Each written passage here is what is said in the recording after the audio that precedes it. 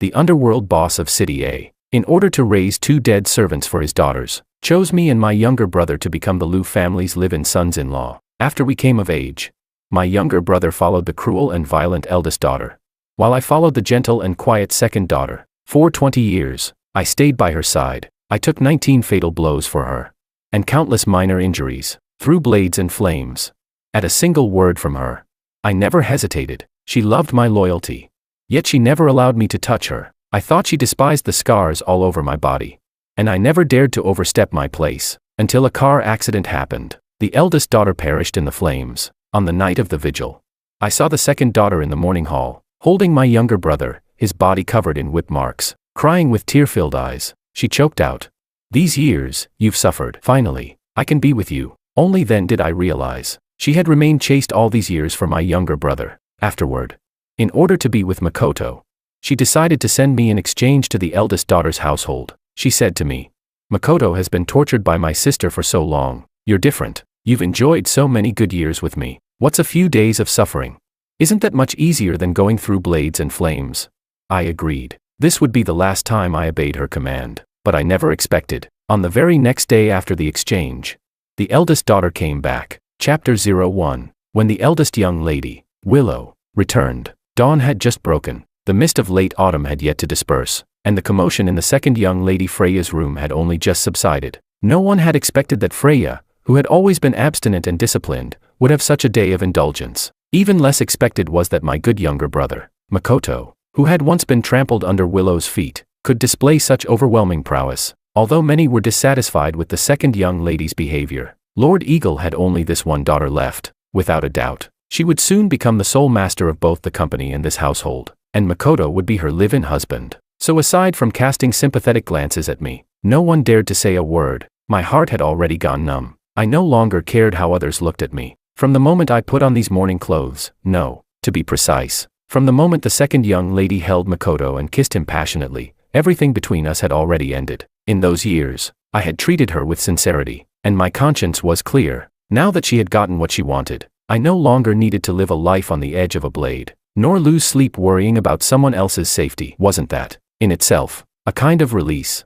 As the widower of the eldest young lady, I received a generous monthly allowance and didn't even need to work. It was practically an early, comfortable retirement. After keeping vigil all night, and being whispered about all night, everyone was exhausted and had gone to rest. According to the Liu family's traditions, I had to keep vigil for 3 days and 3 nights without moving. I had just sat down, planning to ease my aching knees while no one was around, when I saw Willow walk in, her body covered in blood. She was barefoot, her tall figure swaying as if about to collapse. Behind her trailed bloody footprints. She looked at the morning hall and her own portrait. There was no anger, no hatred. Then her gaze slowly shifted to me. I would never forget the look in her eyes at that moment. Helpless, lost, her eyes brimming with tears that refused to fall. The rims of her eyes were red, making her look especially pitiful. The moment that thought crossed my mind, I felt like I had gone mad. This had to be a hallucination. It must have been because I had been sent abroad by the second young lady 2 days ago to carry out an assassination mission. Rushed back without rest, then immediately informed to keep vigil for the eldest young lady. Kneeling for an entire day and night. I hadn't rested for too long, so I was seeing things.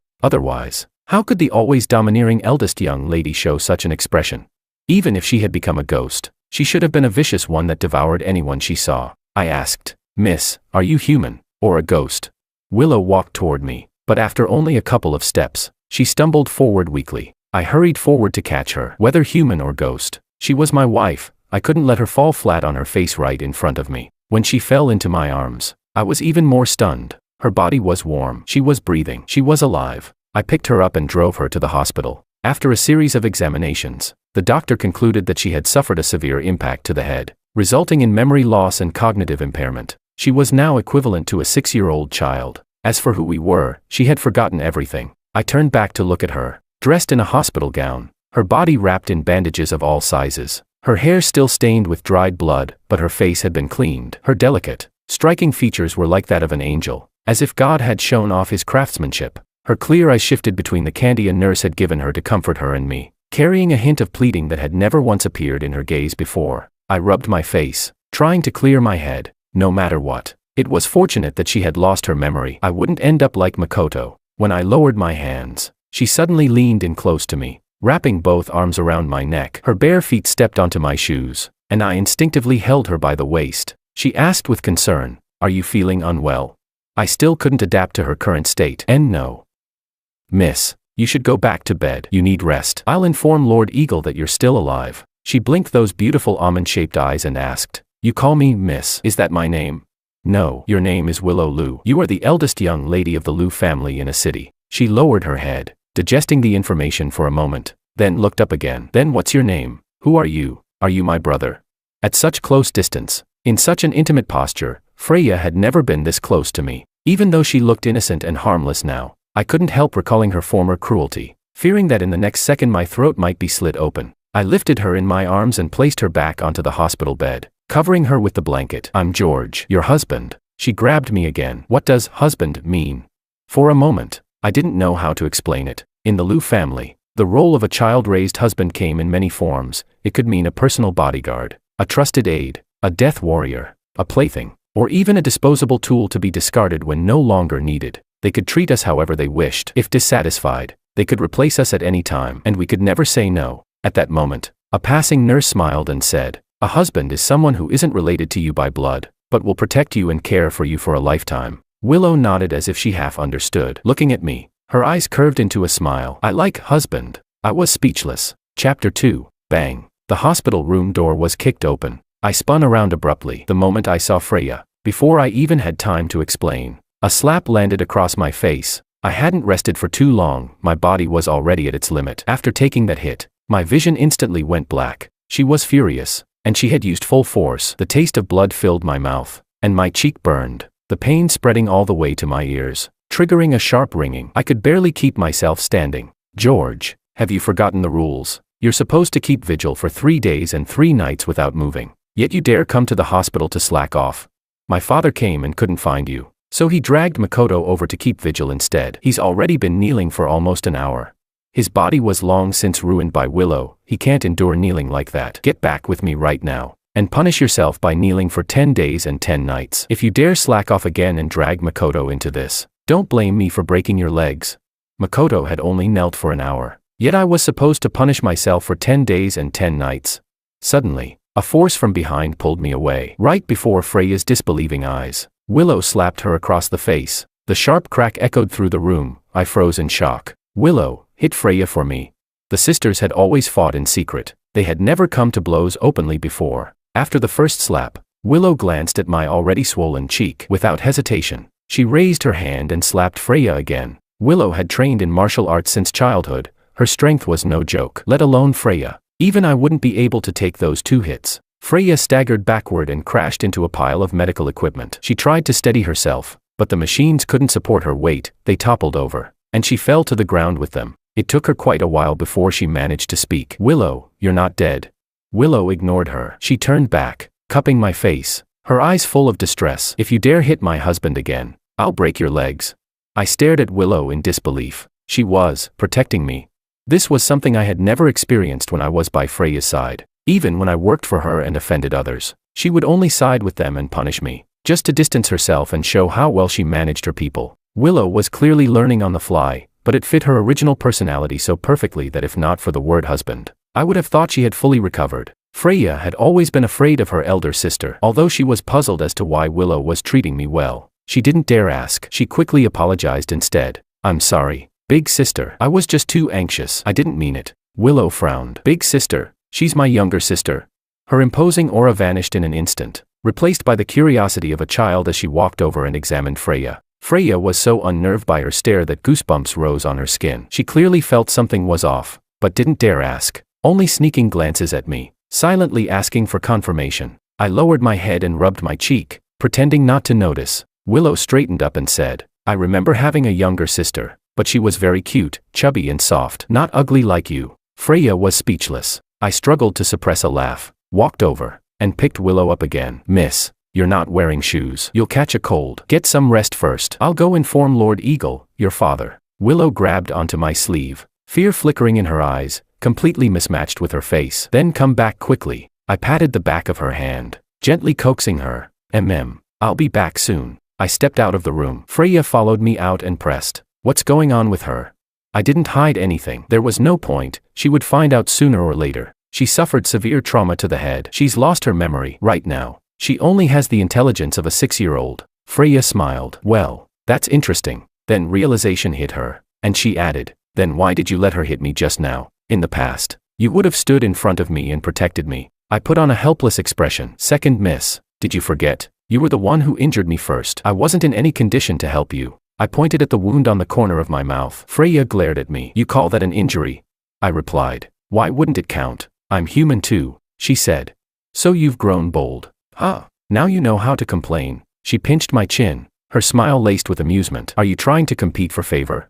An image flashed through my mind, Makoto lying in her lap, whining about how painful a tiny hangnail on his finger was. With a hint of disdain, I said, no, I'm just stating the facts. Chapter 3. Freya clearly didn't believe me, but she didn't press further. With her face still swollen, she went off to find the doctor and learn more about Willow's condition. I took off my morning clothes and tossed them into the trash, then pulled out my phone to notify Lord Eagle. He was delighted upon hearing the news and immediately set out for the hospital with his people. After I hung up, Freya returned. George, the doctor said that based on the diagnosis, they can only confirm that she suffered severe trauma to the brain. They can't determine whether her memory loss is real or an act. I'm not at ease. Help me test her, see if she's pretending. That, at least, I didn't doubt. If she were pretending, she would never come near me. Everyone knew I had followed Freya loyally for 20 years, the kind who would stand in front of her even in death. Before Willow's accident, she had treated me as a thorn in her side. If she trusted me now, wouldn't that be like keeping a ticking time bomb by her side? There was no way Freya hadn't thought of that. I went along with her and asked, how does the second young lady want me to test her?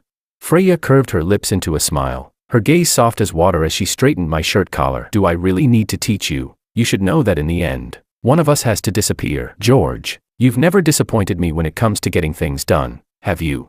By her meaning, the result of this test would be either the eldest young lady's death, or mine. My eyes swept over the faint red marks on her neck, and I reminded her politely, second miss, mind your words. I belong to the eldest young lady now. I'm afraid I'll have to disappoint you. Freya's expression darkened. She grabbed my collar tightly. George, are you defying me? A child-raised husband cannot defy his mistress. Have you forgotten? I seized her wrist and shot back. You're the one who forgot. You chose Makoto and personally handed me over to the eldest young lady. You are no longer my mistress. Freya turned her hand and clasped mine instead. Then what about the bond we've built over 20 years? Is that not enough for you to help me? Second miss, is it really appropriate for you to bring up bond now? She had just abandoned me, and while I was keeping vigil, she spent the entire night indulging herself with Makoto, making sure everyone knew he belonged to her, and that I was nothing. And now she spoke of bonds. It was laughable. Freya flung my hand away. You've only been with her for a day. She hugged you a couple of times and you're already bewitched. Is your self-control really that weak? Then how did you even pass the training facilities test back then? I replied. You know exactly how my self-control is. Maybe you should ask how Makoto passed that test instead. Freya's voice turned cold. Makoto has loved me from the beginning to the end. He was only chosen first by my sister. He had no choice. You occupied his place by my side and enjoyed the ease he could never have. You have no right to compare yourself to him. I let out a small laugh. Right. I have no right to compare myself to him. And you have no right to order me around either. Freya bit her lip. You. The ward door opened. Willow stood there, looking at me pitifully. George, it's been so long. Are you still not done notifying them? Both Freya and I were startled. How long had she been standing there listening? Was this a coincidence? Or was she really pretending to have lost her memory? But she had no reason to. With her usual style, if she suffered a loss, she would strike back twice as hard. Why would she bother pretending? At that moment, Lord Eagle arrived with his people. Freya shot me a warning glance and quickly went forward to greet him. I returned to the ward and first led Willow back to her bed. After learning about Willow's condition, Lord Eagle frowned deeply and coughed for quite a while. Freya admitted her fault. I'm sorry, Father. The body in the car was burned beyond recognition. I could only identify it through my sister's phone. I didn't expect to make a mistake. Lord Eagle raised his hand slightly. This isn't your fault. Have you found out who's behind it? Freya shook her head again. Everyone who came into contact with my sister's car that day has been interrogated under torture, even facing death. Not a single one of them said a word. Of course they couldn't. The ones she had beaten to death were all the eldest young lady's trusted subordinates, and she had thrown their families into the sea along with them, leaving no one alive, cutting off every route. Chapter 4. I only learned about this after returning from abroad. My principle in doing things has always been not to implicate the elderly or the young. The fact that she sent me away at that time must have been because she feared my soft heart would ruin her plans. When I found out about it, I no longer wanted to stay by her side. In the past, when she killed, I could still understand it as something beyond her control, forced by circumstances. But now, she killed innocent people without even blinking. I simply could no longer face that hypocritical, gentle facade of hers. I had been thinking of finding an opportunity to fake my death and get away, when I happened to catch her in the act with Makoto, and just like that, she handed me over to the eldest young lady without the slightest hesitation. Lord Eagle flew into a rage. Is this how you handle things? It's been so long and you still haven't found the mastermind behind it. You've truly disappointed me. Everyone lowered their heads respectfully, not daring to even breathe loudly. I also lowered my head, when suddenly, a soft, warm hand slipped into mine behind my back. I turned around. Willow was biting her lip, looking frightened. Lord Eagle and the uncles present also noticed her fear. Every one of them found it unbelievable. In the past, she was the only one who would dare say, when Lord Eagle was angry, "Old master, getting angry won't solve anything." Their gazes unconsciously gathered on me. As for me, aside from what they jokingly called my hard-to-kill nature, saying I could practically be sworn brothers with the king of hell, I had nothing particularly outstanding in their eyes. Seeing her like this only made Lord Eagle more distressed. He said, "Investigate. This must be investigated thoroughly. I want to see who has the audacity to harm my daughter on my territory."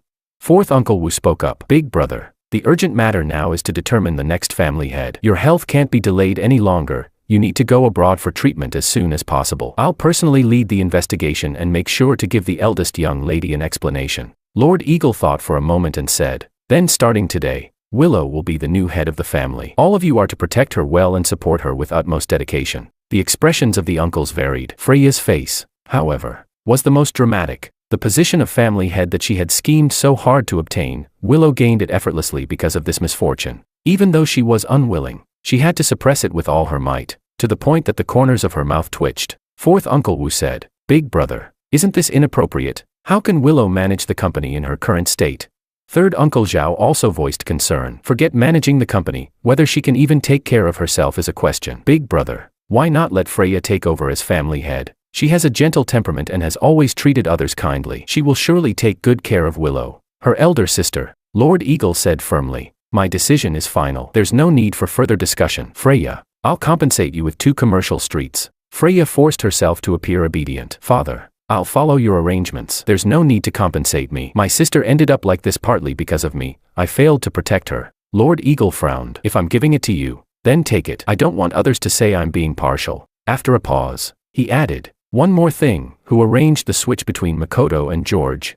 Freya replied without changing expression. "It was the eldest sister who asked me for George before the incident. Makoto was covered in injuries, perhaps she had grown tired of him." Lord Eagle glanced at Willow, who was clutching my hand tightly, and said nothing further, only leaving behind one instruction: "Take good care of her." I nodded. Yes. Lord Eagle left. He had the entire floor sealed off, arranged a medical team specifically to treat Willow, and left behind 4 of his trusted men, Jackal, Wolf, Tiger, and Leopard, to ensure the eldest young lady's safety. Chapter 5. In the hospital parking lot. Freya remained bent slightly forward. Only after Lord Eagle's car had driven far away did she straighten up, clenching her fists unwillingly. Makoto got out of the car and draped a coat over her shoulders. She grabbed it and flung it hard onto the ground. Freya snapped sharply, "Not playing favorites. His favoritism has gone all the way to another galaxy." Makoto wrapped his arms around her. "Second miss. Let's talk inside the car." The 2 of them got in, but didn't leave for a long time. After a while, the driver stepped out and walked away. The car began to rock rhythmically. I withdrew my gaze. From another window, Jackal, Wolf, Tiger, and Leopard, who had also been watching, looked away as well. Leopard sneered. "He's always saying the eldest young lady beat him half to death. Yet his waist seems to be working just fine. He can even get a car this heavy rocking." Jackal shot him a glare, signaling him to shut up. Willow, however, wasn't affected by their words at all. She stared at the 4 of them for a while, then asked me softly, "They look so fierce. I'm scared. Can you ask them to leave?" I said awkwardly, "Miss, they're Lord Eagle's men. I don't have the authority to command them." "Don't worry, they won't hurt you. Only me." Lord Eagle didn't trust me, that's why he left people behind to watch me. If I asked them to leave now, I'd be signing my own death warrant. Oh, Willow didn't seem too happy. She grabbed me again and asked, "What does family head mean?" I looked at her with mixed feelings. If she hadn't lost her memory, Then her acting was far too good. At least, I couldn't find a single flaw. Her eyes were as clear as a child's. It's a job everyone wants, but a very difficult one, she said. If it's so difficult, why does everyone want it? I don't want it. That wasn't up to you. The two sisters had been competing since they were young, whether willingly or not. Neither of them could escape that fate. I changed the subject. Don't think about it. Get some sleep. Willow pouted. I smell bad. I can't sleep. I want to take a bath. I frowned. You can't. Your injuries can't get wet. But I can't sleep like this. It feels awful. As she spoke, she started tugging at her clothes in frustration. The four men on the other side all averted their gaze, though they were still closely watching my movements. I held down her hands and coaxed her gently. Miss, be careful of your wounds. How about I help you wash your hair? You'll feel much better after that. You can wash the rest of your body in a few days. Willow reluctantly agreed. I had someone bring in a portable shampoo bed and connected the water. Just as I was about to wash her hair, Makoto walked in, holding a bouquet of flowers and a fruit basket filled with strawberries. Miss, I heard you were ill. I was very worried. He held the flowers and knelt beside the bed, looking up at her like a devout believer. That had always been her preference before she lost her memory. She liked being looked up to. Do you still remember me?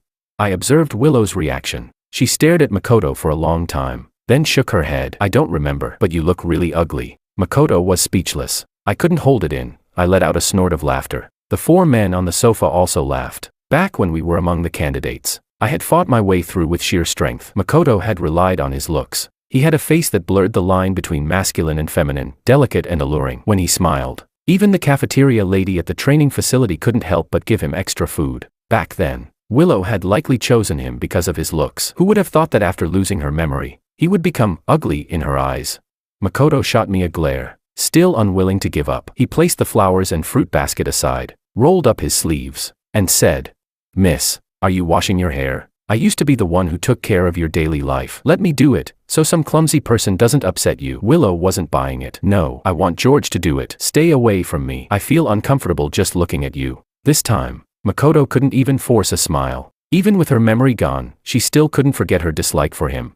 Chapter 6. He still didn't leave. He watched as I helped Willow arrange her hair, while she lay back on the chair, casually scrolling through her phone. I wasn't worried that Makoto would make a move against Willow. He wasn't as skilled as I was. He stood no chance if he acted. Not to mention, I had 4 others here backing me up. If he made a move, it would be a one-way ticket to death. Freya favored him so much. How could she possibly let him come here just to die?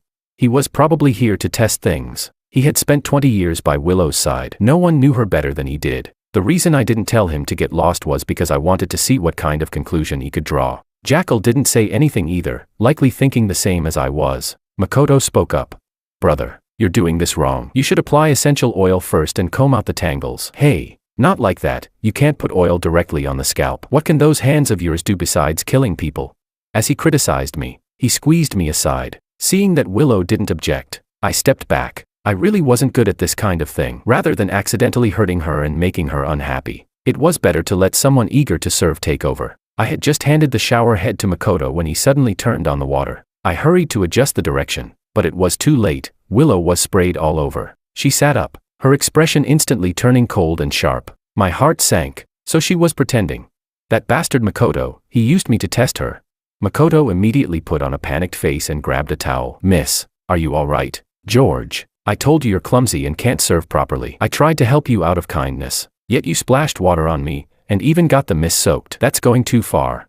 Meeting Makoto's provocative gaze, I found myself unable to defend myself. Not only was I bad at serving, I was also bad at verbal battles like this. Makoto had cleverly blocked Jackal and the others' line of sight. Willow had been absorbed in her phone at the time. She definitely hadn't seen it. Now he was pleased with himself. Not only had he tested whether Willow had lost her memory, he had also used me as a pawn to eliminate a threat. I knew too many of Freya's secrets. If Willow had truly died, I might have survived as her widower. But now that she was alive, and I had disobeyed Freya, there was no way Freya would tolerate me. Last month, when I was hospitalized from severe injuries after saving Freya, I heard that when Makoto once poured water for Willow, he accidentally let a single drop fall on her shoulder. She had pressed his head into a lotus tank and suffocated him twice before letting him go. And now Willow was drenched, her hospital gown soaked through, her hair dripping wet. With her temper, I would probably be thrown into the Pacific Ocean to feed the sharks. I lowered my head. I'm sorry, miss. I didn't mean it. I'm willing to return to the training facility and take 100 lashes as punishment. Please forgive me.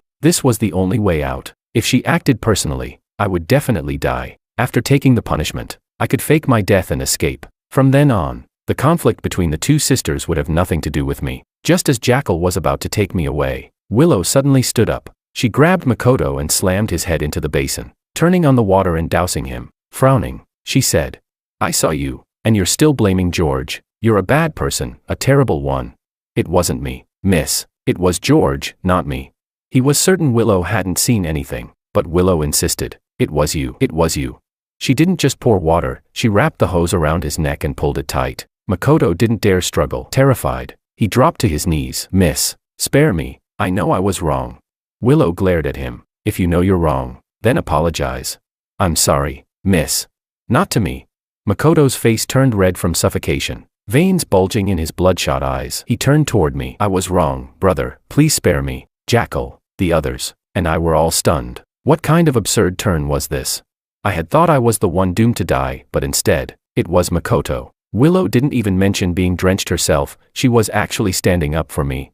Now I was certain she had truly lost her memory. Otherwise, she would never have done something like this. As Makoto's eyes began to roll back, I strangely calmed down. Jackal called Wolf over to try to intervene. Even when beating a dog, one must consider its owner. Makoto belonged to Freya, Willow could act, but they couldn't simply stand by and do nothing. But Willow didn't let go. She ignored their words entirely, staring stubbornly at me, waiting for me to speak. Jackal was at a loss and turned to look at me as well. Makoto's eyes were bulging, his tongue hanging out, unable to utter a single word. But I wasn't about to say anything like, "I forgive you." I had never harmed him, yet he tried to put me to death. Then he should bear the consequences of his failure. Chapter 7. At that moment, Freya rushed in. "Big sister, Makoto is mine. What did he do for you to want to kill him?"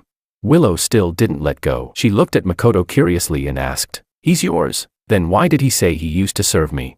Freya stared at Makoto nervously. "He used to be. Now he's with me. Please let him go." "Oh, I don't mind if you like picking up things I've discarded. But he did something wrong. He got me all wet and bullied George. Shouldn't he be punished?"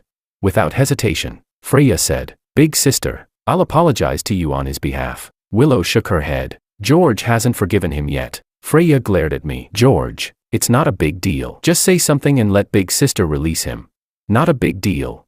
If Willow hadn't lost her memory, the one about to die right now would be me. I didn't have Makoto's luck. No one would come rushing in to defend me. Willow spoke for me instead. "If a dog bites someone, the owner apologizes on its behalf. Is this how you apologize?" Freya clenched her teeth, stepped closer to me, and lowered her voice. "George, I didn't treat you poorly before. Can you really bear to let me suffer this humiliation?" So apologizing to me was humiliation. Was I that lowly in her eyes? No wonder every time I risked my life for her and came back from the brink of death, all she ever said was, "Well done." I replied coldly, "The eldest young lady isn't someone I can control." Then I turned and added, "Miss, your hand must be getting tired, right? There's no need for you to do such rough work yourself. Just give the order, I'll do it." But Willow said, "No, you're my husband, not a servant. I wouldn't bear to let you do something so dirty." I froze for a moment. A warmth I had never felt before flowed through my chest. Tilting her head, Willow looked at Makoto and said, "His neck isn't made of iron, right? You're not even in a hurry. If it snaps, can it be welded back together?" Freya shot me a vicious glare, then lowered her head. "I'm sorry, George. I apologize on Makoto's behalf." Willow finally let go. She wiped her hands in disgust on Jackal's clothes, then threw herself into my arms, her arms looping around my neck, her long, toned legs wrapping around my waist. Pouting, she said, "George, I'm scared of that bad guy. He's so disgusting." I was speechless. Jackal, wolf, tiger, and leopard were equally speechless. Who exactly should be afraid here? Willow added, "But for some reason, hitting him felt so natural. It must be because he's too ugly. Otherwise, I'm such a good girl, why would I hit anyone?" I laughed and played along. Yes, you're the best behaved." Makoto, who had nearly died, was utterly speechless. Freya helped Makoto out. Now, when Jackal and the others looked at me, there was even a hint of respect in their eyes. Honestly, I felt a bit overwhelmed. Escaping was no longer possible. I could only take things one step at a time. Holding Willow, I didn't even know where to put my hands. I could only support her with my wrists under her firm hips. Her clothes were soaked, the dampness and her body heat seeped through my shirt, making it feel as if our skin was pressed together. Stirring restless thoughts, Jackal and the others tactfully moved to the corner, facing the wall. I forcibly suppressed any inappropriate thoughts and said calmly, "Miss, You need to change your clothes immediately. Your wounds also need to be treated again. Let go of me first. With a smug expression, she asked, so can I take a bath now? I was about to say no when she suddenly straightened up and pointed at the phone on the floor. It says there, if you mistreat your wife, wealth will never come. If you mistreat your husband, illness will follow for life. If you don't let me bathe, you'll never get rich. The corner of my mouth twitched, so that was what she had been so absorbed in on her phone. Looking at her eyes filled with pleading, I finally gave in. All right, I'll arrange it. Chapter 8. I went out to ask a female caregiver and a nurse for waterproof dressings, planning to cover her wounds before helping her bathe and change clothes. But the moment they entered, Willow drove them out. I don't want you. Go away. George. I hurried back into the room. Miss, what's wrong? Willow curled up on the chair. I don't want strangers to bathe me. I'm scared. Daughters of the Liu family had faced danger since childhood. They trusted no one around them, especially at moments like bathing or sleeping, when their vulnerabilities were exposed. That was precisely why the Liu family trained child-raised husbands so rigorously. But I had only been hers for a single day. Our relationship hadn't reached the point where I could bathe her. Even Freya had never allowed me that. She only ever had me stand outside the bathroom to guard her safety. I walked over, crouched in front of Willow, and coaxed gently, Miss, it's not appropriate for me to bathe you. They were chosen by Lord Eagle. They're absolutely safe. Let them help you while I wait outside. All right. Willow pouted, looking wronged. You're bullying me. You're not a good husband. I thought of how she had just protected me. Making her feel wronged now felt like betrayal. I asked, are you sure you want me to do it? She nodded. I'm sure. All right. This, however, left Jackal and the others in a difficult position. Miss, we'll stay outside the bathroom. If anything happens, just call. We'll come in immediately. Willow said, no need. You can all leave. They didn't dare leave, but in the end, they did, likely after receiving instructions from Lord Eagle. Inside the bathroom, I forced myself to remain calm as I tore open the waterproof dressings and carefully treated the wound on her face. I was just about to ask her to roll up her sleeves when she suddenly took off her soaked top. This is too wet. It's uncomfortable. I held my breath, fixing my gaze straight ahead, but my peripheral vision couldn't help drifting toward places it shouldn't. Warm air from above blew down, making my whole body feel heated. She blinked, then suddenly leaned closer. Her cool fingertips brushed against my throat. George, this thing here keeps moving. Her touch felt like an electric current, spreading through my entire body the moment she made contact. I grabbed her hand and wrapped a towel around her. Don't worry about that. Let me check your injuries. She obediently let me handle her. Some of the wounds had reopened,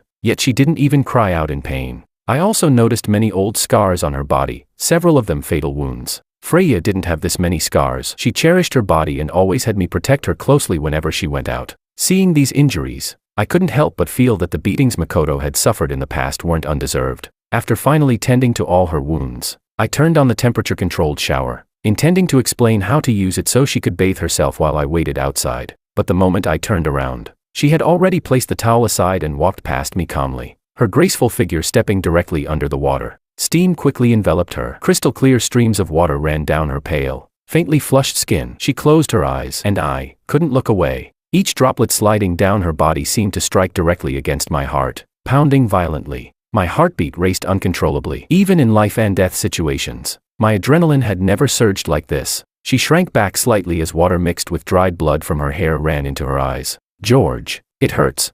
She cried out, extending her pale arm toward me. Instinctively, I pulled her into my arms. My shirt was instantly soaked through, and my restraint began to crumble. She rubbed her face lightly against my chest, then looked up at me with clear, innocent eyes. In that instant, I snapped back to my senses, silently cursing myself. She was Willow, not someone I could touch, and right now, she only had the mind of a 6-year-old. Wouldn't that make me no different from someone taking advantage of her?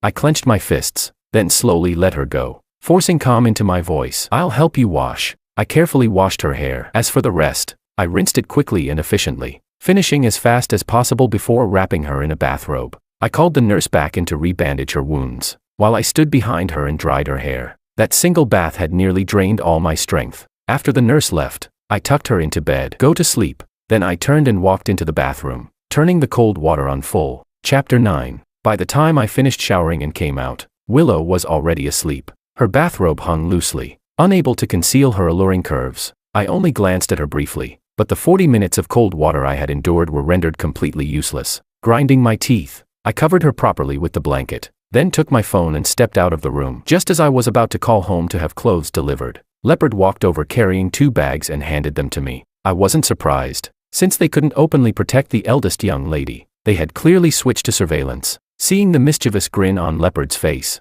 I glanced at my bathrobe and said, "Don't even." "I know." He handed me a cigarette. "You took a 40-minute cold shower." We were timing it. I was speechless. "Please help me pass a message to Lord Eagle," I said. "I won't do anything to harm the eldest young lady." He nodded, then added, "That kind of thing doesn't count as harm. The eldest young lady isn't someone who hasn't had child-raised husbands before. The fact that you could bathe with her and still hold back, we all respect you for that." He gave me a thumbs up. I gave a bitter smile. Willow's brutality was well known, so were her beauty and figure. My self-control was as fragile as gauze in front of her. I couldn't let something like that happen again. She would regain her memory sooner or later. I would eventually find a way to leave. There were lines between us that must never be crossed. After changing clothes, exhaustion hit me hard. With Jackal and the others guarding the place and the entire floor sealed off, I drew the curtains to block out the harsh afternoon sun, wrapped myself in a blanket, and lay down on the floor to sleep. After about 2 hours, I received a voice message from Freya. "George, I know you're angry with me because I chose Makoto and gave you up, but that doesn't affect your place in my heart. You've always been the person I trust most." Before she could finish, Makoto's voice interrupted from the other end. "Heh, when she was cold and cruel, she beat me. Now that she's lost her mind, she knows how to protect people, and she's still beating me. Why? I want George dead." Freya snapped. "Can you stop talking?"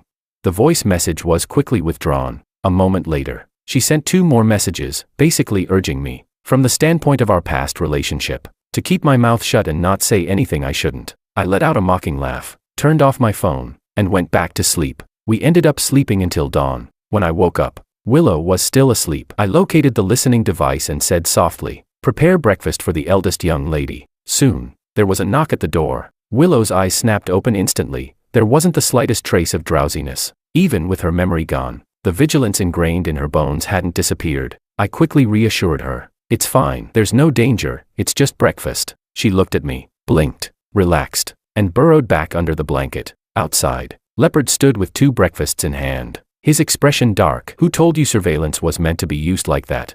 I can't exactly wake her up just to ask for food, can I?" Leopard was speechless. I took the breakfast and placed it on the table, laying out her portion one by one. It had been specially prepared by a nutritionist, rich and well-balanced. "Miss, your meal is ready." She lifted the blanket and sat up. The bathrobe had somehow turned into a deep V-neck, off-shoulder style, but she still looked a little dazed, her hair fluffy and slightly messy. There was an innocent allure to her that was almost too much. "Miss, here are your clothes." I turned slightly and handed them to her. There was a rustling sound. "I'm done." When I turned around to look, the top was on backwards, the buttons misaligned, and she wasn't wearing any undergarments. The shape beneath the fabric was even more noticeable than when she wore the bathrobe. Holding up a white lace bra to her head, she asked, "Is this a new kind of bow?" The veins on my forehead throbbed. I turned toward the listening device and snapped, "Who the hell bought these clothes? She's mentally 6 years old. Why would you send something like this?" From the next room came Leopard's roar. "I had someone at the house send them over. How would I know what's inside? She may be 6 mentally, but she's still the eldest young lady. What? Do you expect her to wear children's clothes? Send over something sporty, now, immediately." The sound of a door slamming came from the other side. I exhaled heavily, then turned back, forcing a smile. She frowned slightly, her eyes reddening. "George, did I do something wrong?"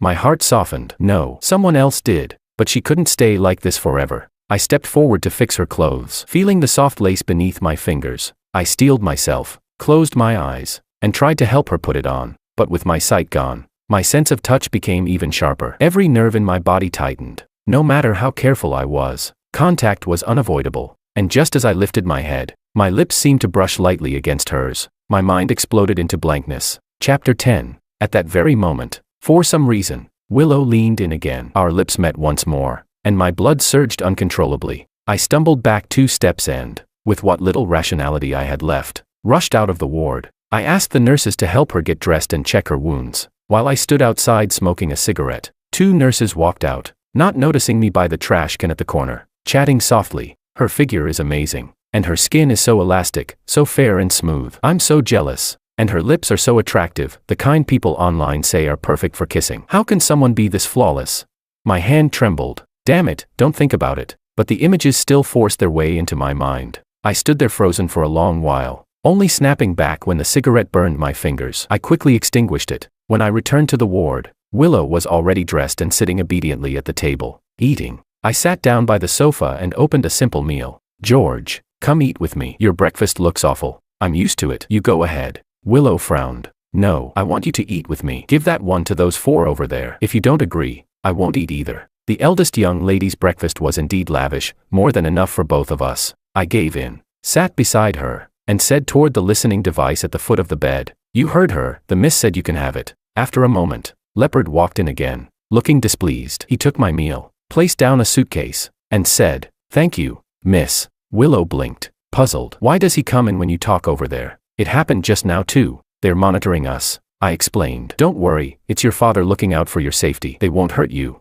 Willow pouted. "I don't like it," I suggested. "Then give an order for me to leave. They'll stop listening." She shook her head and grabbed my hand. "I won't let you go. If they want to listen, let them." I smiled helplessly and patted her hand. "Eat first." "I'm not going anywhere." Willow picked up some food, just about to eat, when a scream and a heavy thud came from the next room. Immediately after, Jackal rushed in. "Miss, don't eat, it's poisoned." I knocked the food from Willow's hand and pulled her away from the table. "What happened? Didn't you test the food?" I demanded. Jackal lowered his head in guilt. "We didn't. It was sent by Lord Eagle's chef." "I'm sorry, miss, it was my negligence." Willow looked a bit lost. I issued the order in her place. "Call someone to test it immediately. Inform Lord Eagle. Detain everyone who came into contact with the food." "Yes." Half an hour later, new food was delivered, but Willow had already lost her appetite. After testing, it turned out her food was fine. It was mine that had been poisoned. At any time, only her food would be checked. Mine never was. That wasn't considered negligence. Leopard had unfortunately become the scapegoat. He was rushed to emergency treatment, but they couldn't save him. Lord Eagle personally came to the hospital again and asked to see me alone. He said, "Because of you, Leopard lost his life. The 4 of them have been with me since they were 5 years old, 20 years now. They're like my sons." I knelt on the ground. "Lord Eagle, my condolences." He asked, "Do you know who did it?"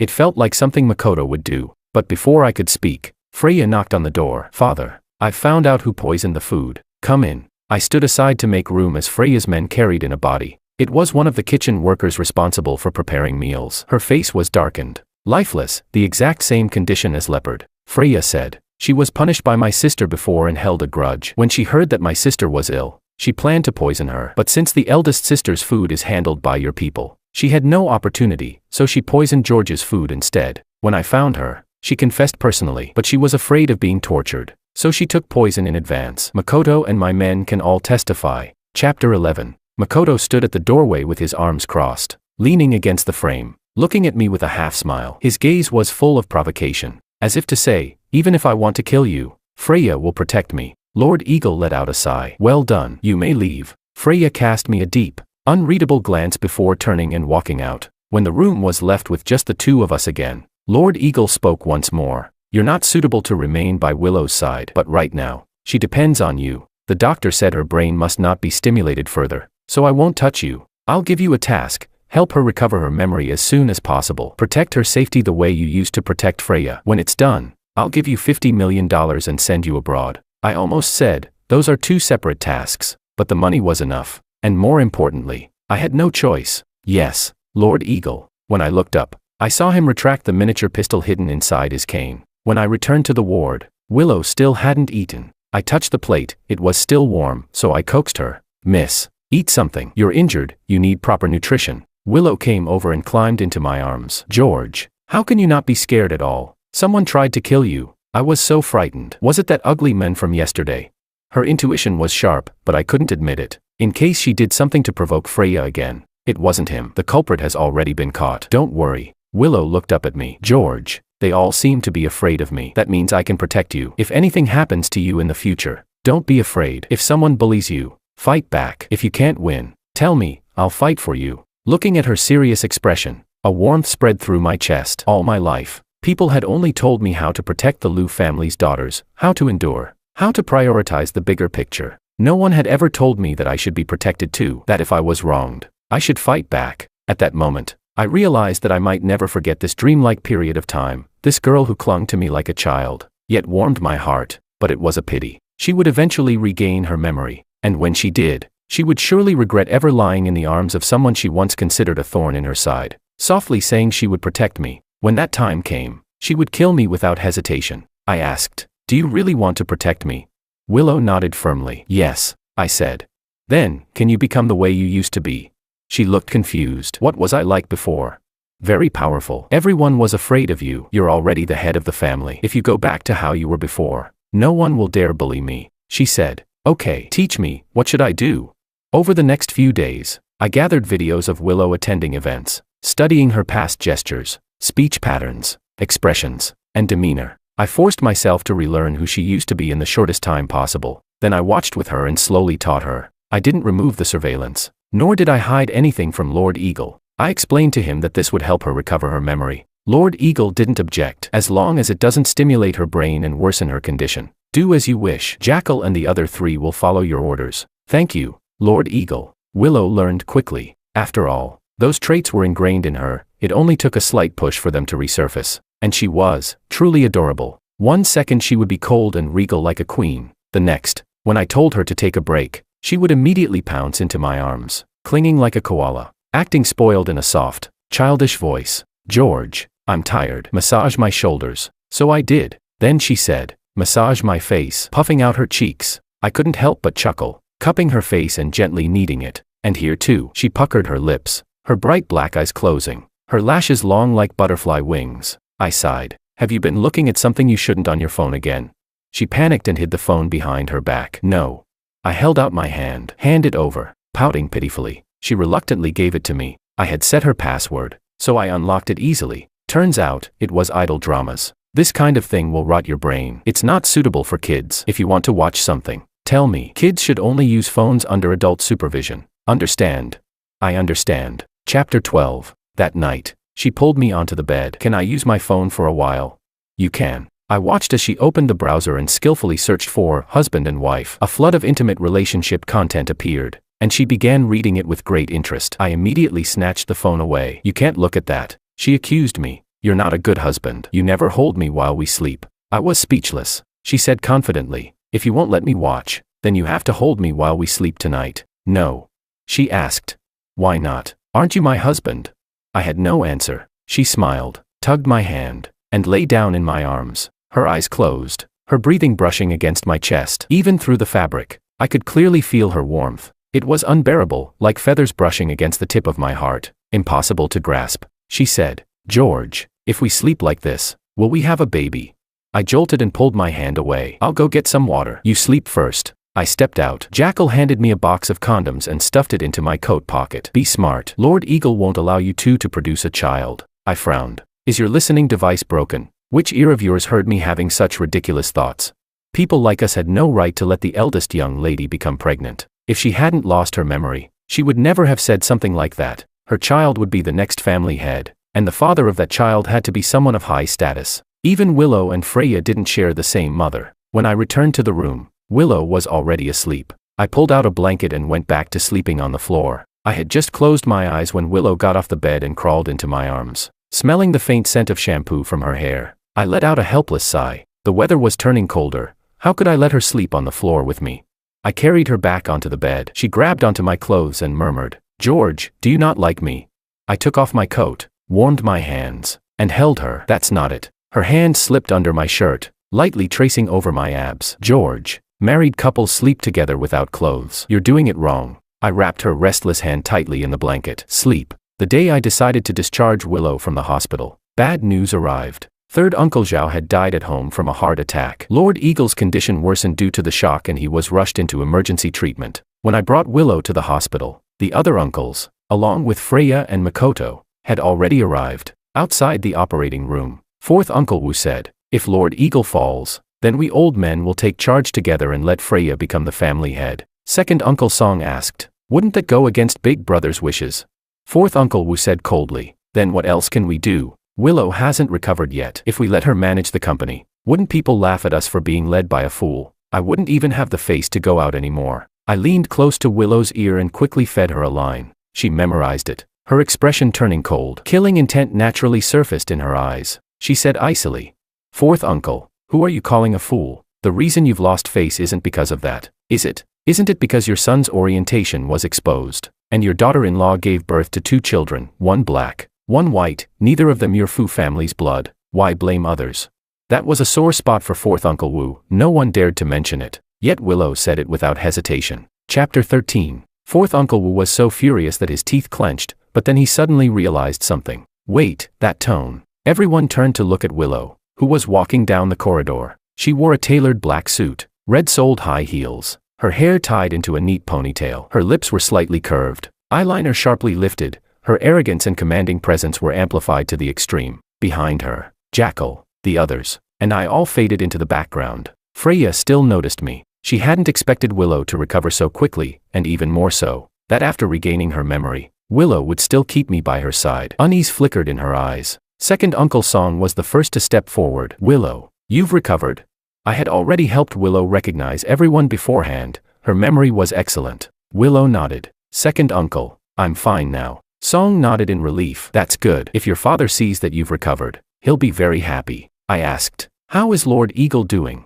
He was brought in just in time and is still in emergency treatment. But third brother, I lowered my head. My condolences. Second Uncle. Willow copied me, lowering her head as well. She was about to repeat the same words, but I leaned closer as if listening to her, then spoke for her. I understand, miss. Third Uncle will be given a proper burial. Willow blinked in confusion. Second Uncle Song said, then we'll leave it to you younger ones. I'm too old to handle things now. Freya stepped forward, cautiously observing Willow. Big sister, have you really recovered?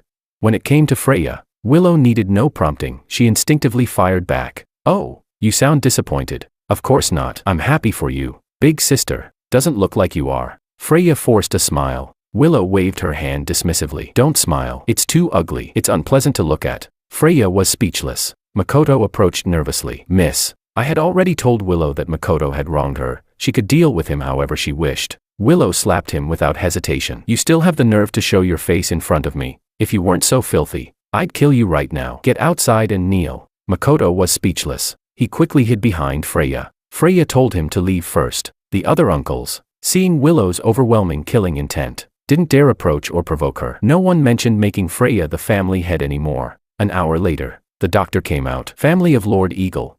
Willow was still staring blankly at the sparrows outside the window. My fault. I hadn't told her Lord Eagle's full name. I nudged her forward. This is our eldest young lady, the doctor said. The patient is out of danger, but he's still unconscious. He'll need to stay in intensive care for observation for a few days. Please go handle the paperwork. Willow nodded and turned to leave. I stopped her and had Tiger handle the paperwork instead. When Lord Eagle was wheeled out, Freya rushed forward, tears in her eyes. Father, can you hear me? You must wake up soon.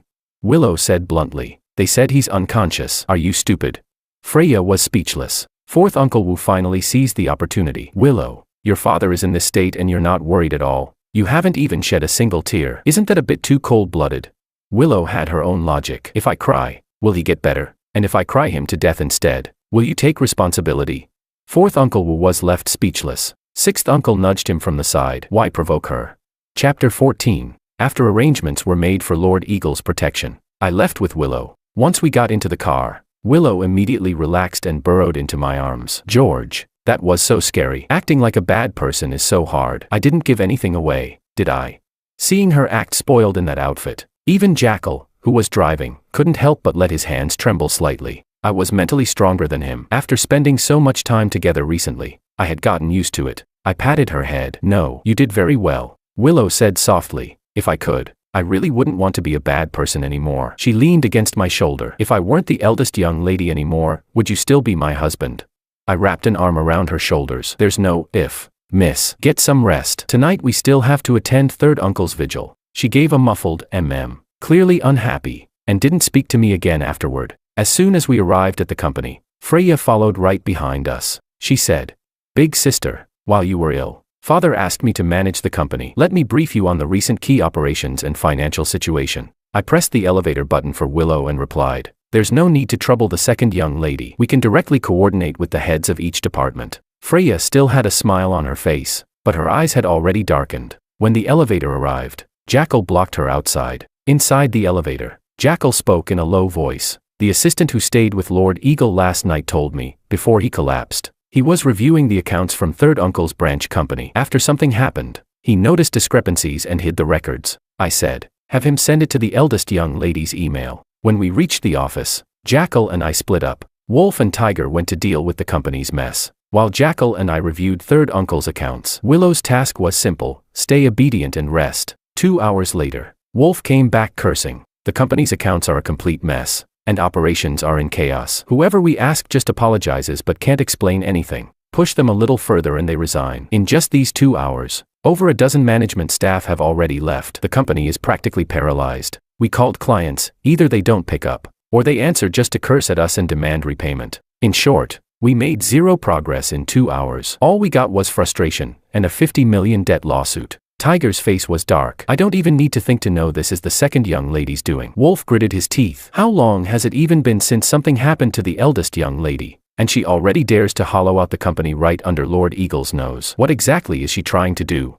I said gravely. This didn't start in the past few days. We just reviewed the accounts. This has been going on for over a year. Back then, it was carefully concealed. If not for the eldest young lady's accident, her company suddenly losing funds, nearing bankruptcy, and then being merged into the main company, it wouldn't have caused such obvious discrepancies now. The earlier manipulations wouldn't have been so easy to detect. Jackal added. The eldest young lady's company had no operational issues the moment she died. Its cash flow collapsed. It must be related to the second young lady. She must have assumed the eldest young lady was dead and that Lord Eagle would leave the country in grief, making her the next family head. That's why she relaxed and allowed so many holes to appear in the accounts. Before this, fourth Uncle Wu was managing the company. Her influence must have already extended into it long ago. You should know something about this, shouldn't you?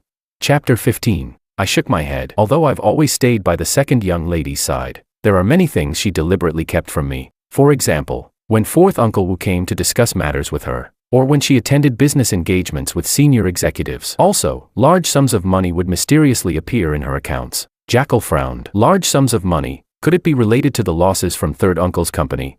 Tiger asked. What do you mean? Third uncle gave all his company's money to the second young lady. He's not even that generous to his own children. Could she be his? Jackal smacked him on the head. What nonsense are you talking about? If Lord Eagle were here, you'd be punished again. Wolf flipped through third uncle's accounts. At first glance, there's nothing wrong. His company has been losing money for a year. Everyone knows that. And so does Lord Eagle. I explained. It looks fine at first glance, but take another look at these. Jackal and I pulled out expense records from a year ago and had the household retrieve surveillance footage from the same period. When everything was laid out together, the problem became obvious. Wolf inhaled sharply. Their guts are unbelievable. Whenever third uncle's company suffered losses, he would go to Lord Eagle, acting pitiful and pleading for funds. He used various tricks to get Lord Eagle to approve money to cover the deficits. Meanwhile, he coordinated with fourth uncle, adding an extra zero to the approved amount, deceiving Lord Eagle and siphoning assets from the main company. Now, third uncle's company was still on the brink of collapse,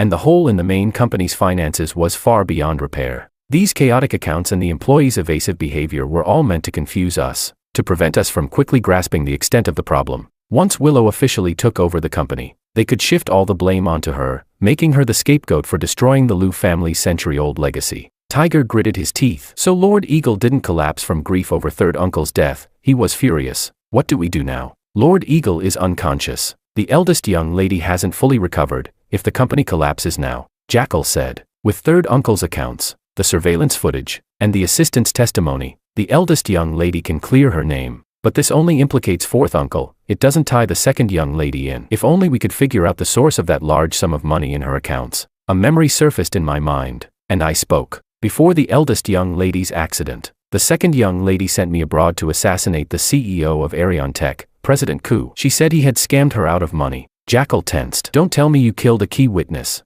I shook my head. The assassination failed. Arion Tech was just a shell company. By the time we got there, it was already abandoned. The so-called President Ku didn't even exist. Jackal lowered his head. That complicates things. They didn't have time to track someone down now. Tiger said. Whoever was behind this is extremely capable. They must have let the second young lady taste success first. That's why she kept pouring money in. That explains the funds in her account. Jackal followed. She ran out of money, so she started using the main company's funds. Third uncle and fourth uncle helped her. They must have been involved in that project. The eldest young lady must have discovered something. That's why she was targeted in that car accident. All her trusted people were wiped out along with it. I turned to Jackal. Lord Eagle already knows about what happened to the eldest young lady's subordinates.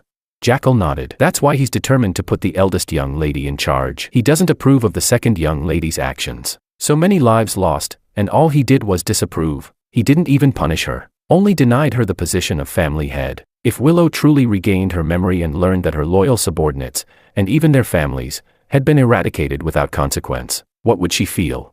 Or perhaps, she would be satisfied. After all, she had gained the position of family head. I looked at Willow's delicate profile for a moment, then said seriously, "We can't save the company. The only thing we can do now is find evidence of their investment project before they frame the eldest young lady, and take them all down in one sweep. At the same time, we must protect Lord Eagle at all costs, until he wakes up and takes control again." Jackal understood immediately and began making arrangements, quietly relocating Lord Eagle. Chapter 16. That night, Tiger and I brought a full team to protect Willow as we went to Third Uncle's house to keep vigil. By drawing Freya and the others' attention here, it created the perfect opportunity to move Lord Eagle. At the same time, we could search Third Uncle's house and see if we could find any evidence related to that investment project. Willow had slept the entire afternoon, so she was especially energetic at night. To prevent her from giving anything away, I made an exception and let her use her phone. She was delighted. No matter who came, she ignored them, her eyes glued to the screen, her face glowing with what others mistook for intense focus.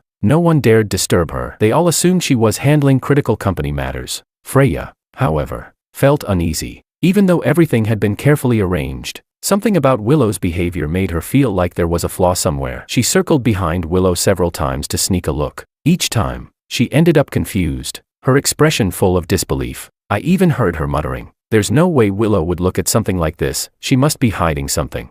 I glanced at Willow's phone. She was completely engrossed in reading some bizarre novel, full of suggestive verbs and questionable phrasing. I snatched the phone away. A collective gasp rose from the room. He actually dared to take the eldest young lady's phone.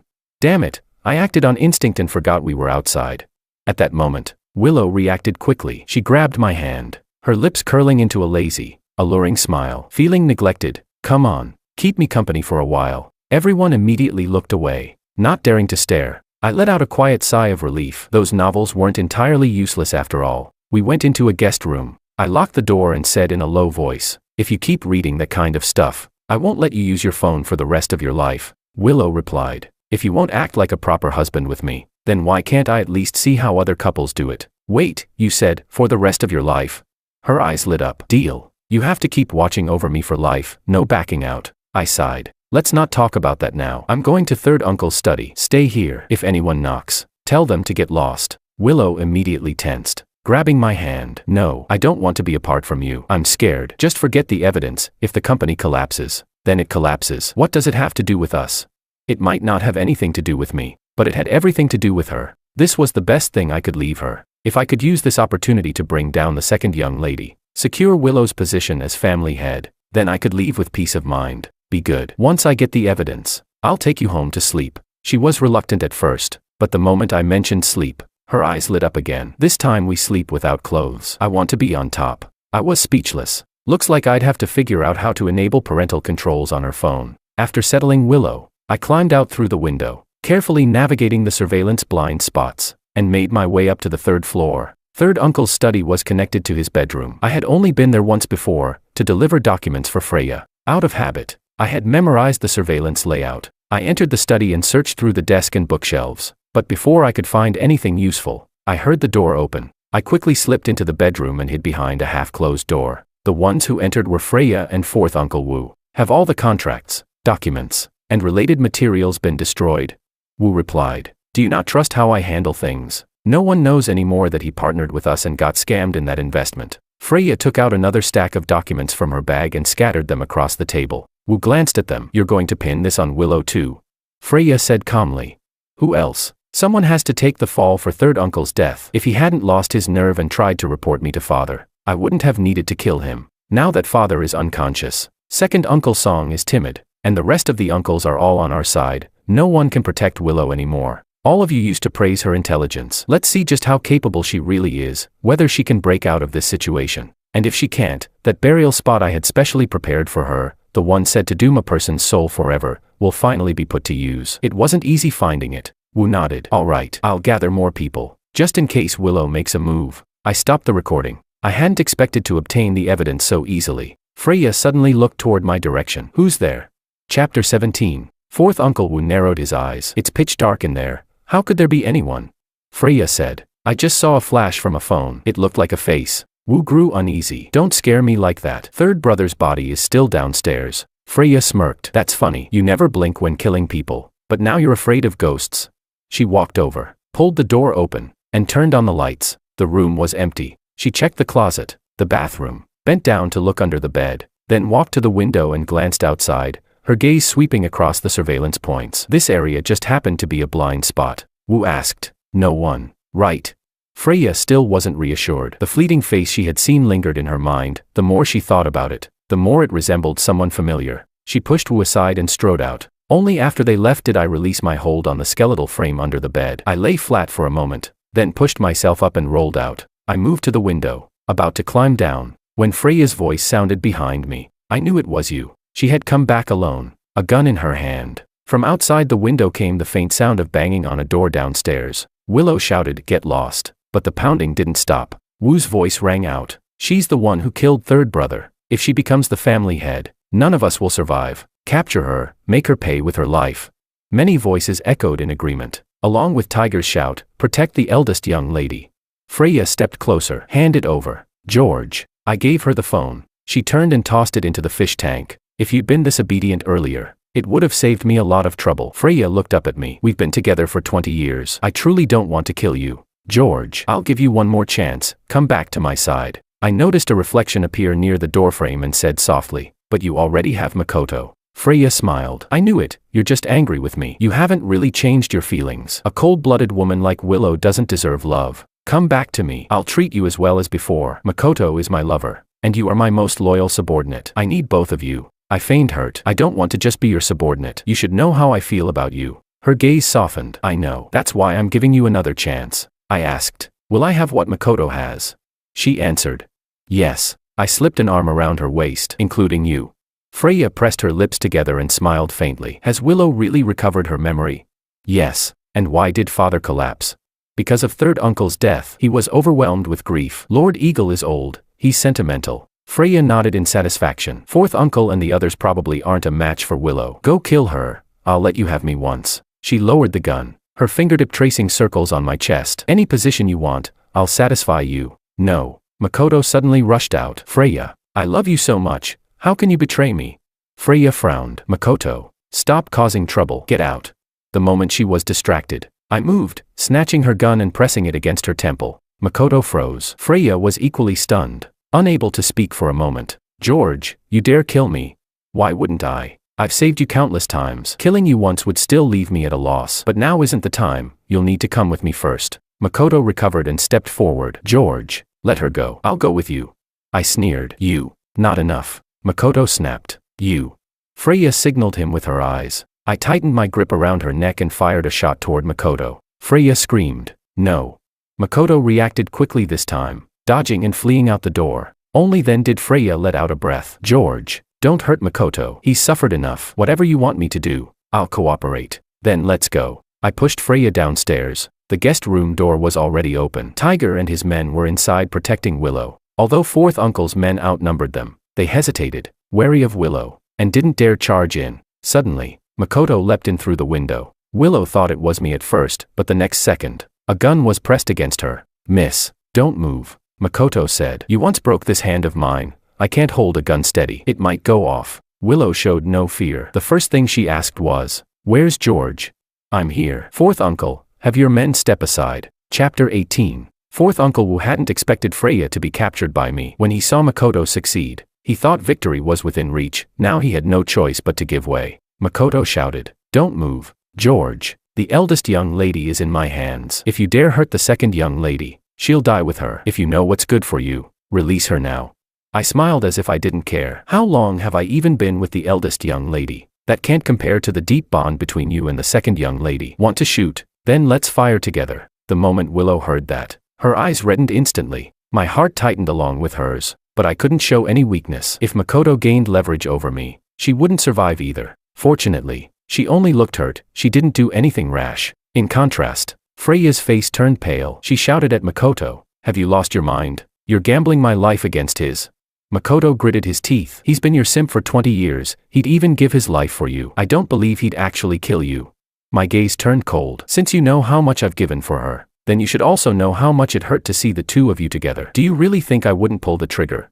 I pressed the gun harder against Freya's temple. Second miss. Since Makoto wants to grant my wish, then let's go to hell together. Don't. George. Don't act rashly. Everyone. Listen to me. Fourth uncle. Stand down. Makoto. Step back. You both release them, and we'll pretend none of this ever happened. After saying that, she saw Willow's reddened eyes and assumed it was anger, adding, Big sister, what do you think? All right. Fourth uncle ordered his men to stand down. Makoto pushed Willow forward, while I dragged Freya back into the courtyard. Tiger and the others moved behind me, waiting for an opening. Freya said, George, let me go. I promise you'll leave safely. Second miss. At this point, do you think I can still trust you? Our 20 years together. I laughed. Stop bringing up those ridiculous 20 years. I fulfilled my duty with a clear conscience. What about you? I treated you well. I cut her off. Is your idea of treating a loyal subordinate well making him risk his life for you again and again? Then you'd better treat Makoto just as well. Freya fell silent. Makoto and I slowly moved forward at the same time. We stopped when we were only 2 meters apart. I released Freya. She walked forward slowly. Makoto released Willow as well. She walked toward me. The calm expression on Willow's face made me hesitate. Was the former eldest young lady back? Or had my Willow grown?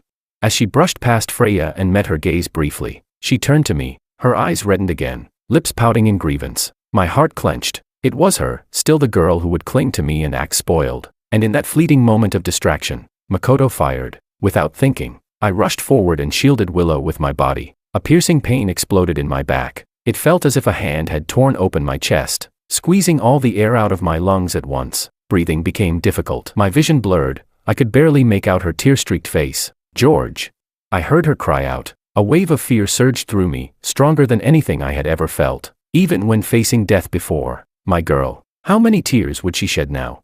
In my final moments of consciousness, I saw her snatch the gun from my hand. Her eyes turned cold and resolute. Before Makoto could fire a second shot, she pulled the trigger again and again. But the scream that followed wasn't Makoto's. It was Freya's. Chapter 19. Neither side continued the fight. The first priority was to send both me and Freya for treatment. I had only taken 1 bullet, but my injuries were far more severe than Freya's, because the shots Willow fired were aimed at Makoto, and without hesitation. He had dragged Freya in front of him to take the bullets. Freya was hit 3 times, but none of the shots struck vital points. Freya had always been protected by me. She had never imagined that one day, she would be used as a human shield. Makoto kept apologizing, tears streaming down his face, but not a trace of pity remained in Freya's heart. She looked at George, being carried onto a stretcher not far away, his blood trailing along the ground. The image of him throwing himself in front of Willow without hesitation struck her like a heavy blow. Only at this moment did she realize what she had lost. As she was wheeled into surgery and anesthesia was administered, she still couldn't help asking,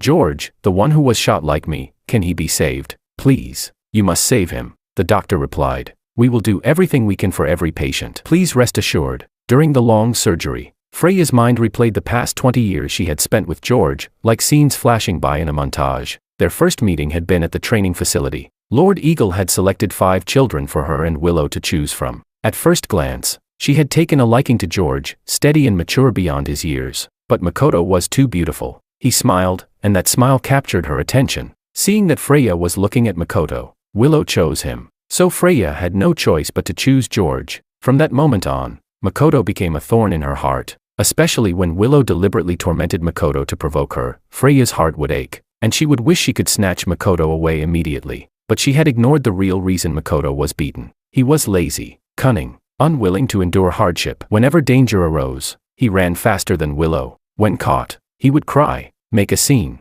and play pitiful. Willow never indulged him, each punishment harsher than the last. Yet he never changed. All he did was complain behind her back and secretly smear Willow, until he realized Freya's feelings for him and found his true backing. Before, Freya couldn't see Makoto's flaws, but today, she finally did. There truly was no comparison. In the 20 years she spent with George, no matter what danger she faced, he always protected her, ensuring she emerged unscathed. At 9 years old, she was kidnapped. While the kidnappers negotiated with Lord Eagle, George crawled through the ventilation shaft, pulled her in, and pushed her ahead to escape, only to be discovered himself. Without hesitation, he sealed the vent entrance, buying her time to flee. By the time Lord Eagle stormed in with his men, George had already taken down 4 kidnappers. The remaining 4 were about to kill him in rage, but Lord Eagle arrived just in time. That time, George had 4 broken ribs, 3 stab wounds, 1 severing a major artery. If he had reached the hospital even a minute later, he would have died.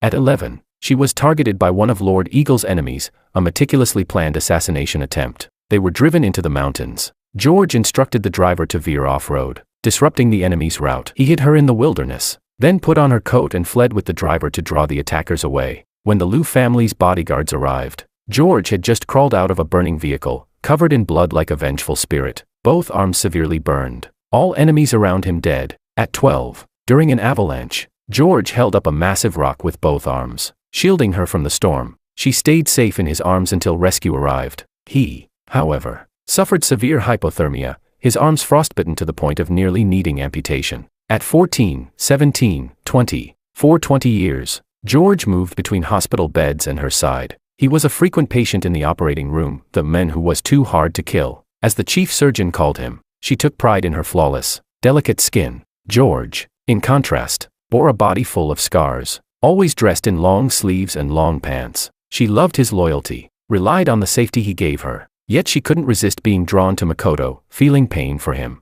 In the end, she chose to abandon George and exchange him for the one she had long desired, Makoto. And the price was this: no one would protect her anymore. She was pushed in front of bullets by the men she loved, and ended up lying on an operating table. Chapter 20. In her hazy consciousness, she could still feel the cold and the pain, because she had rarely endured pain before. She cried uncontrollably, her body trembling in fear. A realization struck her. So this is the place George lies in so often. This is the pain he endures again and again.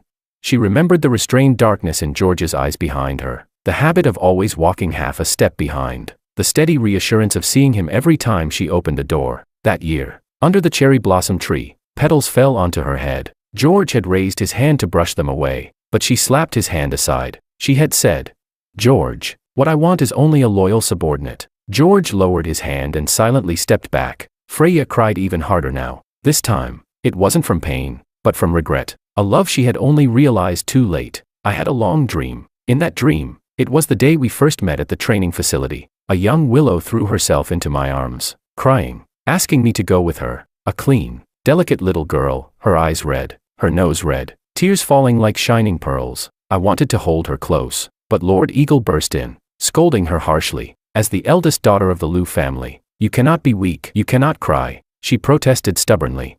"Why can my sister cry, but I can't?" Lord Eagle said.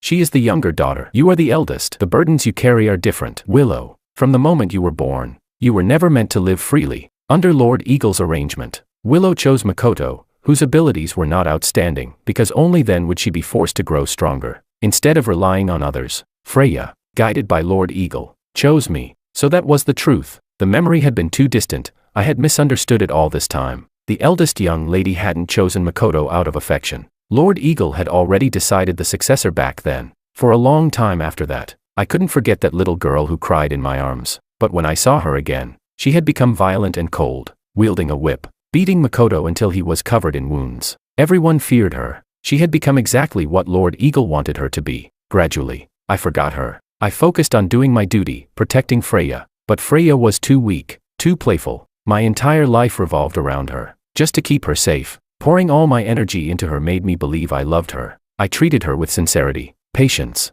loyalty, only for it all to be discarded and shattered. I became the biggest joke in the Liu family. And then, that little girl who once cried returned. Those eyes, once filled with violence, became clear again. She was clingy, playful, pouting, always burrowing into my arms, her soft hair brushing against my chest, leaving me helpless, yet unwilling to let go. The feelings I had buried deep resurfaced. My broken heart was pieced together again by her warmth, and each time she stood in front of me to protect me, it began to beat again, for her. Bang, bang. Gunshots shattered everything. All those beautiful memories vanished. What remained was the sharp, decisive figure, eyes cold, firing multiple shots without hesitation. I slowly opened my eyes. A dim, unfamiliar room. The air carried the familiar scent of body wash. This wasn't a hospital, nor was it home. The 4 drip beside me was still flowing, drop by drop, but my hand didn't feel cold. Following the tube down, I saw a soft, fluffy head. She had fallen asleep, resting on her arm, both hands gripping the 4 line, using her own body warmth to warm the fluid entering me. She was Willow, yet not the Willow I thought she was. The 4 finished dripping. I was about to quietly remove the needle without waking her, but she suddenly opened her eyes and skillfully pulled it out for me, stretching as she pressed down on my hand. The moment our eyes met, she froze, then smiled. "You're awake."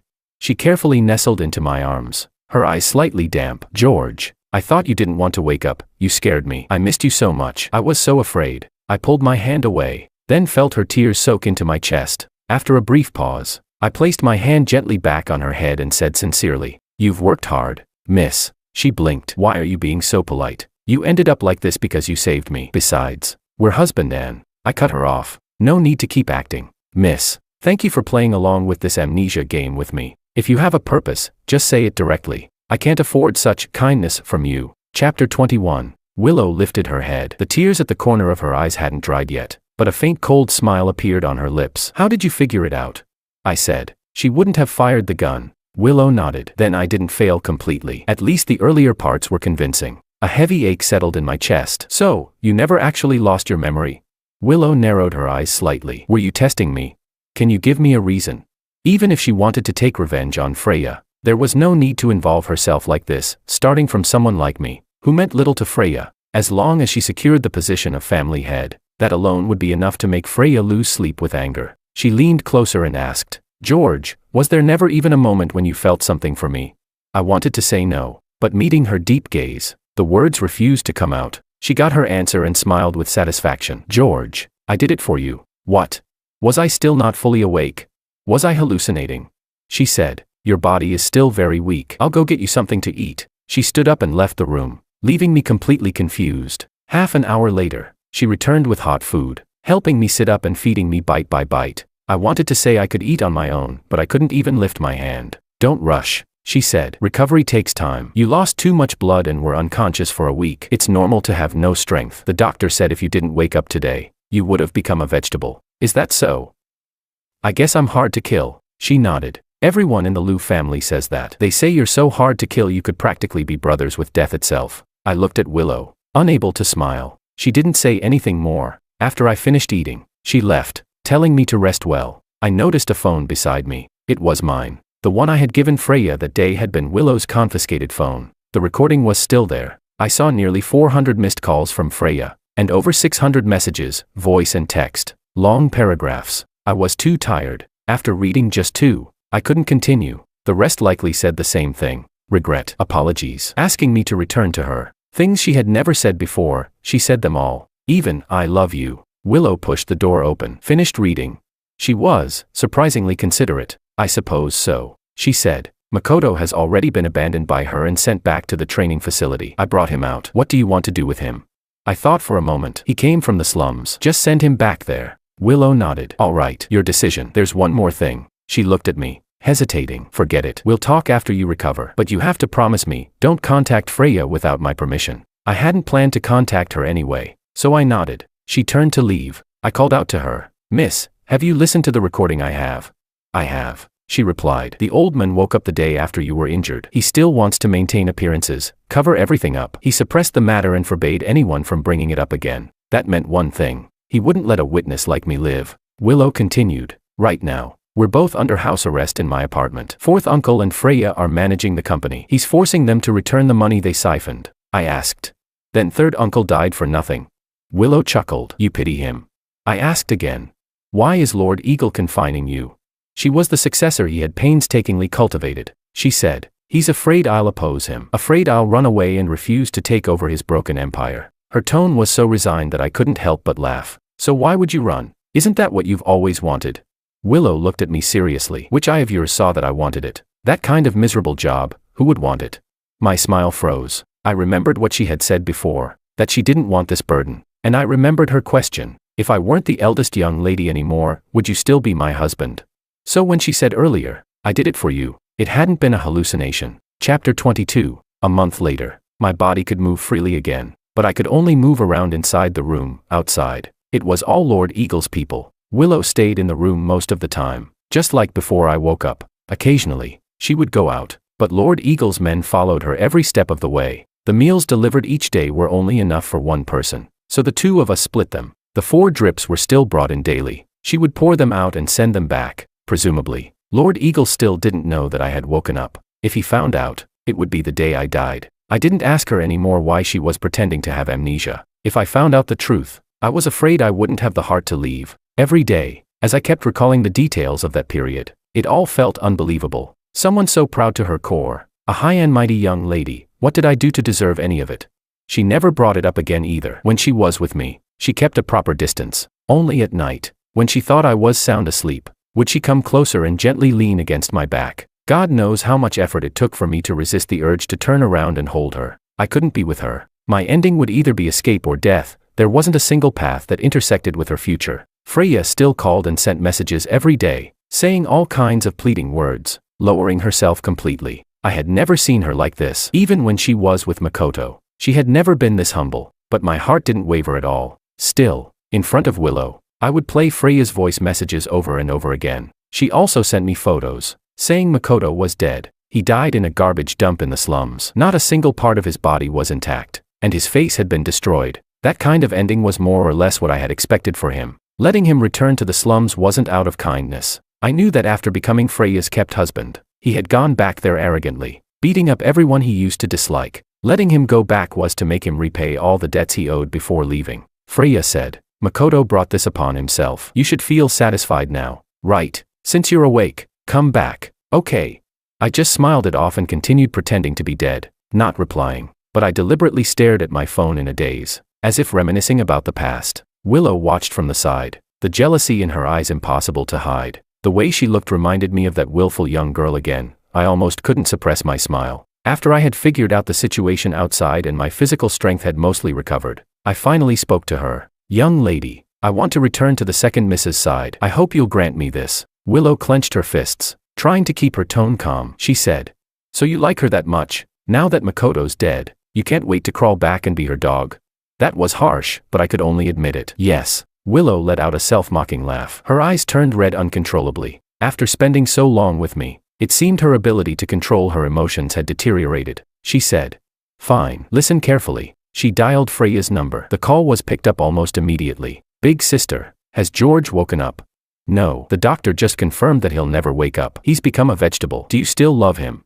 Without the slightest hesitation, Freya replied, I love him. Give him back to me. I'll take care of him for the rest of my life. Willow said, the position of family head, or George, you choose. Freya froze for 2 seconds before saying, Big sister, what do you mean? Dad would never agree to let me be the head. He's always favored you. Willow said, if you choose the position, George stays with me, I'll die with him. If you choose George, then he's yours, but I'll take the position of family head and kill both of you. The moment Willow finished speaking, I already knew what Freya would choose. After more than 10 seconds of hesitation, Freya said in a low voice, I choose the position. Freya had always been selfish. When Lord Eagle demanded money from her, she had none. Only by becoming the family head, by becoming Lord Eagle's only daughter, could she have a way to survive. Between love and interests, she would always choose interests. Freya said, you better keep your word. Big sister. Chapter 23. Willow hung up the phone, raised an eyebrow, and looked at me. See how worthless you are now? I didn't see that. I thought this was the most valuable bet I had ever made. When I heard her say she would die with me, I almost couldn't hold back my tears. Willow pressed her lips together and said, she's not someone worth loving. You've been seriously injured again and again trying to protect her. Has she ever felt heartache for you? Do you know how jealous I was watching you throw your life away for her over and over? I was so jealous I was going insane.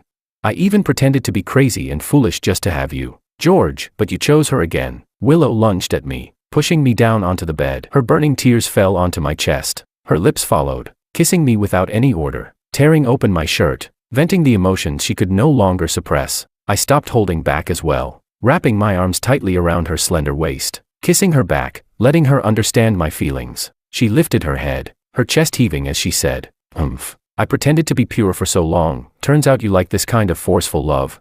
I said, "I like you." Willow froze. I struck the back of her neck with my palm. She collapsed onto my chest. I coughed dully a couple of times. The wounds that hadn't fully healed throbbed faintly, but I still held her tightly, reluctant to let go. Carefully, I kissed away her tears, then lingered on her lips for a long time, engraving her sweetness into my very bones. My young lady, I wish you a brilliant future and boundless glory. I left the phone for her, then pulled the door open and rushed out. Under the night sky, the harbor had a unique beauty. Lord Eagle sat in a wheelchair, personally seeing me off on my final journey. Lord Eagle, you've broken your word. Lord Eagle smiled. This sea leads abroad. Letting you die here counts as sending you overseas. As for the 50 million, I'll burn it for you. Do it. Jackal walked over and tied 2 dumbbells to my feet. Sorry, just doing my duty. I nodded. Understood. Please take good care of the young lady in the future. Jackal looked at me in surprise. Kid, you're still playing the innocent lover at a time like this? I said. If I wait until I'm dead, that's a ghost romance. I'm not into that. Tiger lit a cigarette and placed it between my lips. You're the luckiest one in the Liu family. If you die by my hand, I can brag about it for the rest of my life. I took a deep drag and slowly exhaled. Maybe do something worthwhile before you brag. Then let's do it. Tiger covered my head with a sack, and together with Jackal, they carried me and threw me into the sea. Splash. Seawater flooded into the sack as my body rapidly sank. With effort, I moved my hands from beneath my feet to the front, just about to bite through the rope. Splash. What was that? Did Lord Eagle discover they had gone easy on me? I quickly broke free from the sack, only to see light suddenly illuminate the surface of the sea, revealing Willow's face, beautiful like a sea siren, as she desperately swam toward me. On the shore, many people shouted, "Young lady, pull her back up." Lord Eagle shouted so hard his voice nearly broke. Many people jumped into the water, Jackal and Tiger taking the lead. I swam upward with all my strength, trying to get Willow to go back, but the dumbbells on my feet hadn't been removed. I lowered my head to untie them. The more anxious I got, the clumsier my hands became, and my body kept sinking. Before I could undo them, Willow reached me. She pressed down on my hands that were trying to remove the weights, hugged me tightly, and sank down with me. No, I shook my head at her. I never truly wanted to die, I just wanted to escape. Willow shook her head as well. From inside her clothes, she took out a breathing device and shoved it into my mouth. My eyes widened. I glanced inside her clothes. She raised her hand and slapped me. I was speechless. She had brought a small oxygen tank, enough for both of us to breathe for a while. We took turns breathing, sinking deeper and deeper. Jackal and the others, without weights, couldn't descend that far, and as the visibility below grew worse, all they could see was Willow holding me tightly as we sank together. Their lungs were about to burst. Left with no choice, they all surfaced. Chapter 24. Lord Eagle waited anxiously. Jackal shook his head. Lord Eagle, we couldn't stop her. The young lady died for love. Lord Eagle shouted in collapse. Useless fools. All those years I spent raising her were for nothing. In reality, divers in the deep waters had rescued us. They left behind 2 corpses dressed like us, tied with dumbbells, sinking into the depths. After reaching shore, I looked at those divers. They were actually Willow's trusted subordinates. Confused, I asked, "They?" Willow rolled her eyes at me, gave me another slap, and dragged me into a car with a North City plate. After getting in, she shut the partition, stripped off her soaked clothes, and sat on me. She said, "Try pushing me away one more time." "I won't." I held the back of her neck and kissed her. Our tightly entwined bodies indulged under the shifting glow of streetlights, trembling, sinking, the flames we had suppressed for so long refusing to die down. That very night, we went to North City, changed our identities, and began a new life. I swore I would work hard to adapt to an ordinary life and find a job. Then I saw her 700 square meter countryside villa. Only then did Willow tell me, "I'm President Ku of Arion Technology." I was long tired of that life of fighting and killing, being bound at the top, constantly disguising myself with brutality and bloodlust. So I set a trap for Freya and the others. When they started wanting me dead, I withdrew all the company's funds, left them with a mess, and faked my death to escape with my loyal subordinates. The bodies in the car were assassins sent by Freya to kill me. The injuries my people suffered, I'll make Freya pay for them double. The only thing I couldn't let go of was you. I wanted to take you with me, but I wasn't sure you would come. So I had no choice but to pretend to have amnesia, go back to find you, and get close to you. At this point, she got angry again. "Idiot, you'd rather suffocate than touch me. Yet after everything Freya did to you, you still stayed loyal to her. Are you stupid?" I scratched my head. It wasn't for her. I just wanted to leave, so I didn't want to get too entangled with you. But actually, I already had you in my heart. If I had known you had an escape plan too. I gave a bitter smile. What was the point of all those days of painful restraint? She said, "You don't need to work. We have more money than we could ever spend in this lifetime. All the farmland here is mine. You just need to farm properly." "Yes, ma'am, my wife." Later, Freya got her wish and became the family head. But she only held the position for 1 day before a recording I had scheduled to be sent 3 days later got her arrested. With multiple crimes combined, she and 4th Uncle Wu were both sentenced to death. Lord Eagle struggled to keep the company afloat, but even after exhausting everything, he couldn't reverse the decline. The Liu family's century-long legacy came to an end. All the orphans in the reformatory were granted their freedom, with his daughter's death for love and the company's collapse. Lord Eagle was dealt a heavy blow overnight. His hair turned completely white, he seemed to age more than a decade. Freya called him every day, begging him to save her, but he ignored her. Under Jackal and the others' care, he had planned to spend the rest of his life in frailty. But unexpectedly, a group of mysterious people arrived and abducted him to North City. When he opened his eyes again, he saw a paradise-like villa, surrounded by the fragrance of fruits. 3 children were playing freely in the yard. Willow, heavily pregnant, sat on a swing chair, while I stood beside her feeding her grapes, massaging her shoulders and back, stealing kisses from time to time. He thought he was dreaming and stood there in a daze. Willow glanced at him but ignored him. I walked over and said, "Dad, that was a long journey, you must be tired. Have some watermelon to cool off. It's hotter here than in a city." Lord Eagle asked in confusion, "This isn't a dream, Willow." Willow stood up and walked toward the house. "Since you're here, stay. I'm not forgiving you, I just want you to see how well I'm living without you." Lord Eagle smiled. "Good. As long as you're living well, that's enough." Lord Eagle passed away in the 2nd year after coming to North City, closing his eyes with his 4 grandchildren by his side, and the days between Willow and me would continue in happiness.